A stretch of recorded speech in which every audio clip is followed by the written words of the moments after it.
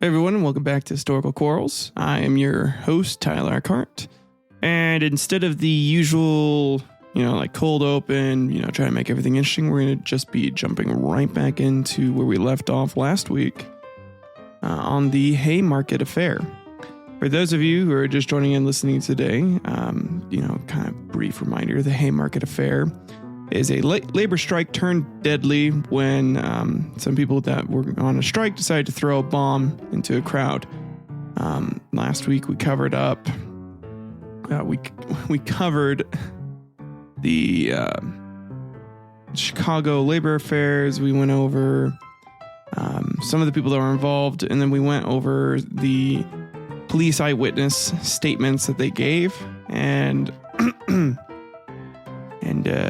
some giggle gabbles getting used. So sit back, get ready as we continue the rest of the Haymarket affair on today's Historical Quarrel. You are listening to Historical Quarrels. Witnesses maintained immediately after the bomb blast there was an exchange of gunshots between police and demonstrators. It is unclear who fired first. Historian Paul Avrich maintains that nearly all sources agreed that it was the police who opened fire, reloaded, and then fired again, killing at least 4 and wounding as many as 70 people, including themselves. They're great at killing not just the normal people, the rioters. They were killing other police officers, and then the police officers that were getting shot at thought it was the protesters, and it just became this huge, incoherent mess, essentially. On May 5th through the 6th, the day after the events, there was widespread public outrage and shock in Chicago and nationwide. Police arrest anarchists and labor activists, including 7 of the 8 eventual defendants. Albert Parsons fled from the city only to surrender himself on June 21st. So the police assumed that an anarchist had thrown the bomb as part of a planned conspiracy. Their problem was how to prove it. On the morning of May 5th, they raided the offices of Arbeiter Zeitung, arresting its editor, August Spies, and his brother, who was not charged. Also arrested were editorial assistant Michael Schwab and Adolf Fischer, a typesetter. A search of the premise resulted in the discovery of the quote revenge poster that, if you guys remember from last week, August Spies wanted removed and did not like. He thought it was went against completely what their movement was about. And other evidence considered incriminating by the prosecution. So there's that. They're like, hey, you said that you're trying to incite people to come out in force here. Now on May 27th, the grand jury indicts 31 people charged with being accessories to the murder of policeman Matthias J. Deegan. 8 are chosen to stand trial. Albert Parsons, August Spies, Oscar Neeb, Louis Ling, George Engel, Adolf Fischer, Michael Schwab, and Samuel Fielden. On June 21st of 1886 through July 15th of 1886, jury selection commences. 981 citizens are questioned during the voir dire process. The resultant panel of 12 are largely businessmen, clerks, or salesmen. The jurors, like the public at large, hold preconceived notions about the defendant's connection to the bombing. So it was a hugely stacked jury. All these people are super against the anarchist movement. They hate. Sorry, my cat's in here with me and is deciding to just jump all over. It's a lot of fun. But so it's not a fair trial at all. What's going on here is it's definitely rigged. It's definitely set up to make an example of these people, at least in my opinion, with how they did this. And then July 16th, 1886, through August 11th of 1886, trial testimony begins. 227 people testify, including 54 members of the Chicago Police Department. And the defendants, Fielden, Schwab, Spies, and Parsons, the defendants are prosecuted not as perpetrators, but as responsible for instigating the violence. A guilty verdict and death sentence are considered inevitable. Pretty much pretty much they all know that they're going to fucking die for causing, for being a part of this movement and for, trying to get fair labor rights. Because it's just kind of fucked up. And then on August 19th of 1886, the jury will convict the defendants and sentences Neeb to 15 years in the penitentiary and the others to death by hanging. The stacked jury that totally had absolutely no bias against them. They just decided to convict them based off of all the evidence, which let me go ahead and dive a little more deep into what evidence they actually had. So by the time of the Haymarket Fair, and all the evidence that they gathered, it was largely here. Let me, oh my gosh.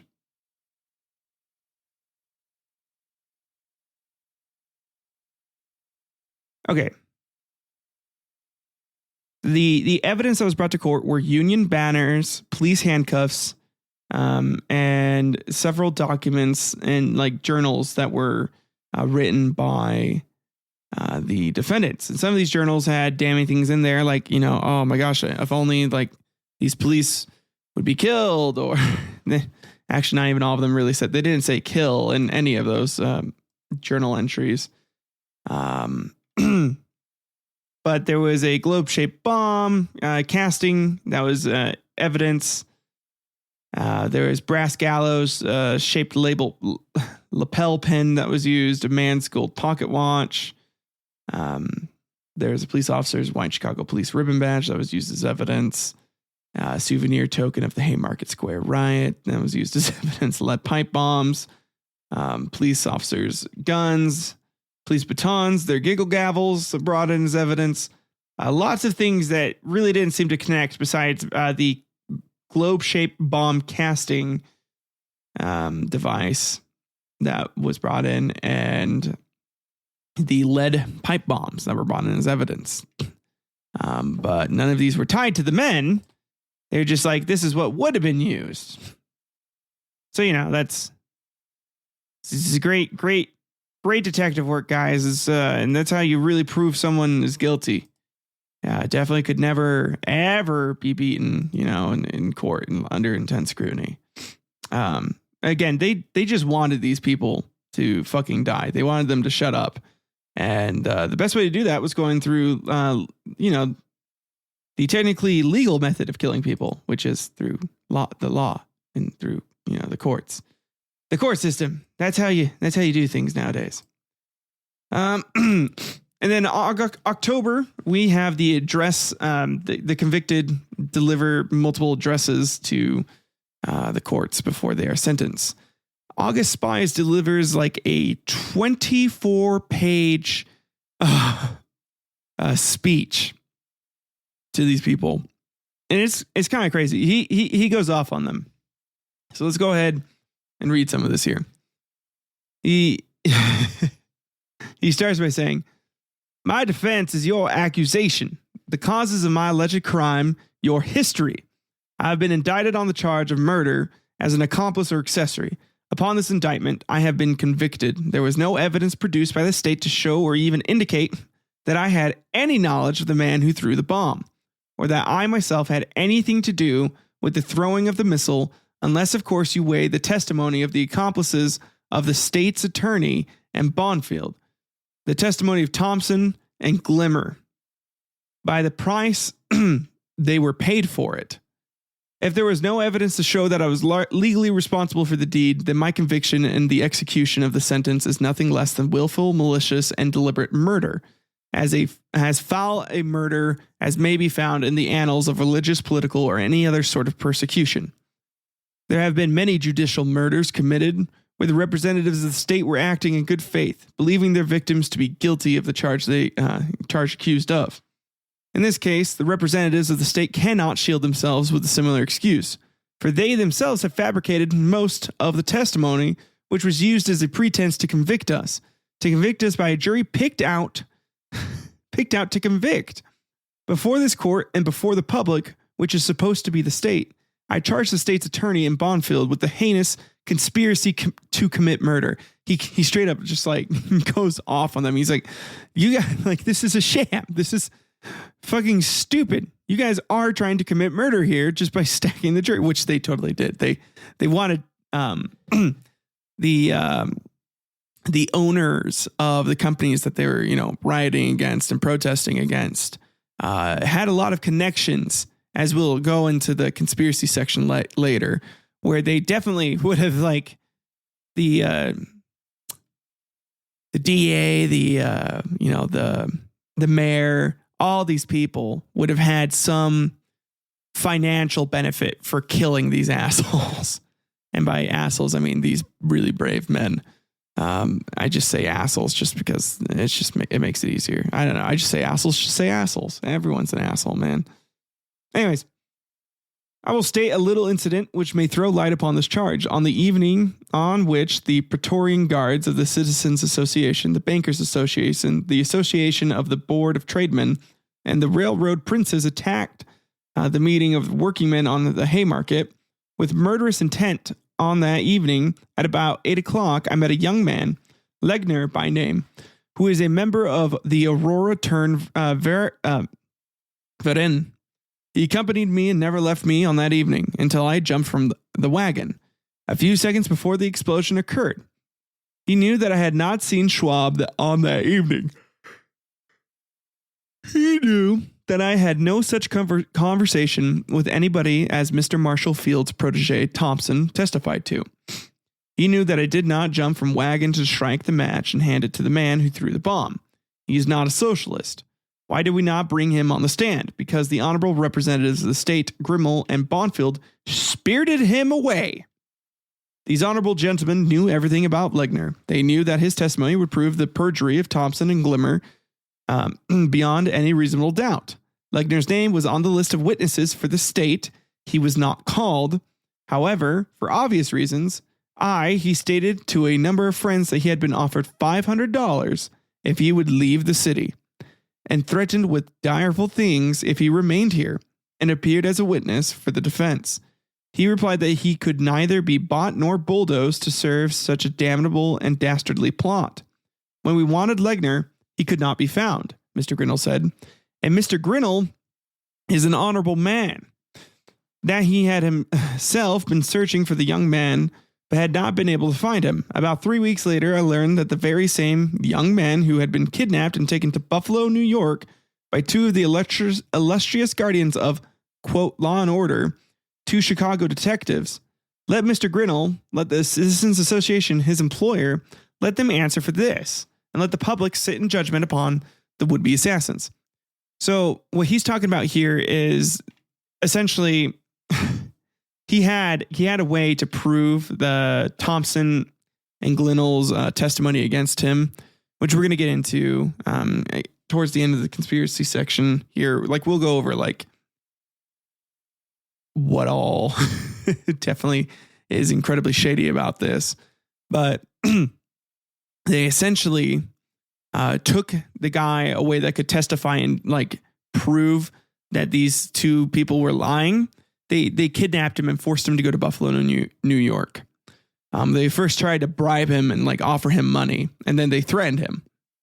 So it's fucking crazy what they're doing here. They're definitely trying to get rid of Alka Spice because he's like the leader. He's the face of this movement, and they can't have the face be there anymore. It's bad for business. It's making too many people lose too much money. And so, anyways, he continues on saying, no, I repeat, the prosecution has not established our legal guilt, notwithstanding the purchased and perjured testimony of some, and notwithstanding the originality, sarcastically, he says. So the typewriter writes sarcastically, the originality of the proceedings of this trial. And as long as this has not been done, and you pronounce upon us the sentence of an appointed vigilance committee, acting as a jury, I say you, the alleged representatives and high priests of law and order, are the real and only lawbreakers. And in this case, to the extent of murder. It is well that the people know this, and when I speak of the people, I don't mean the few co-conspirators of Grinnell, the noble patricians who thrive upon the misery of the multitudes. These drones may constitute the state. They may control the state. They may have their Grinnells, their Bonfields, and other hirelings. No, when I speak of the people, I speak of the great mass of human bees, the working people who unfortunately are not yet conscious of the rascalities that are perpetrated in the name of the people, in their name. The contemplated murder of 8 men whose only crime is that they have dared to speak the truth may open the eyes of these suffering millions, may wake them up. Indeed, I have noticed that our conviction has worked miracles in this direction already. The class that clamors for our lives, the good, devout Christians, have attempted in every way through their newspapers and otherwise to conceal the true and only issue in this case. By simply designating the defendants as anarchists and picturing them as a newly discovered tribe or species of cannibals. And by inventing shocking and horrifying stories of dark conspiracies said to be planned by them. These good Christians zealously sought to keep the naked fact from the working people and other righteous parties. Namely, that on the evening of May 4th, 200 armed men under the command of a notorious ruffian attacked a meeting of peaceable citizens. With what intention? With the intention of murdering them, or as many of them as they could. I referred to the testimony given by 2 of our witnesses. The wage workers of this city began to object to being fleeced too much. They began to say some very true things, but they were highly disagreeable to our patrician class. They put forth, some very modest demands. They thought 8 hours hard toil a day for scarcely 2 hours pay was, enough. The lawless rabble had to be silenced. The only way to silence them was to frighten them and murder those whom they looked up to as their leaders. Yes, these foreign dogs had to be taught a lesson so that they might never again interfere with the high-handed exploitation of their benevolent and Christian masters.